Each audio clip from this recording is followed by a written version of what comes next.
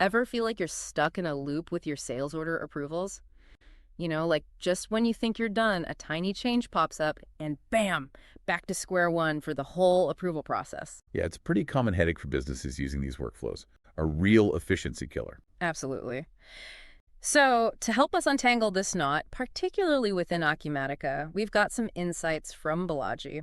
He's a principal functional consultant over at Tiana Solutions, and let me tell you, this guy knows his stuff.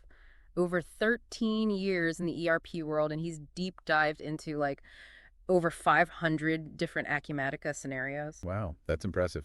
I bet he's seen it all at this point. Pretty much.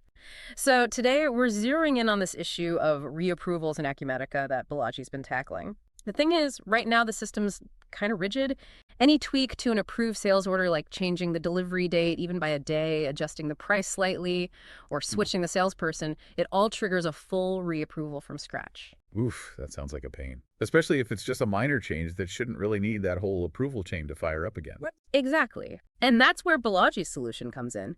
It's actually pretty straightforward. He suggests basically tweaking the system settings so that only a specific group, like authorized users, can change those key details, the promise date, the price, and the salesperson after the initial approval. Oh, I see. So it's like putting up guardrails to prevent accidental reapprovals for every little thing. Precisely. Let's say you've got a sales order all approved and ready to go, but then someone realizes, oops, the delivery date needs to be pushed back by just one day. Right. And under the current setup, that would mean a whole new approval cycle. You got it.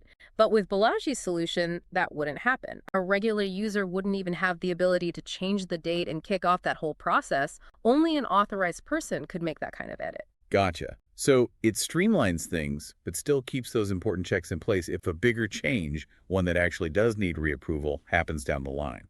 Exactly. So for anyone out there wrestling with similar issues in Acumatica or even other ERP systems, this is a great example of how finding that one specific snag and applying a targeted fix can make a huge difference in your workflows. It really shows the power of having someone like Balaji with that depth of experience to pinpoint those bottlenecks and then come up with practical solutions that work within your system. Absolutely. If you're running into these kinds of workflow roadblocks in Acumatica or just looking for ways to boost your ERP's efficiency, definitely reach out to the experts at Tiana Solutions. They've got a great track record of helping businesses smooth out their operations.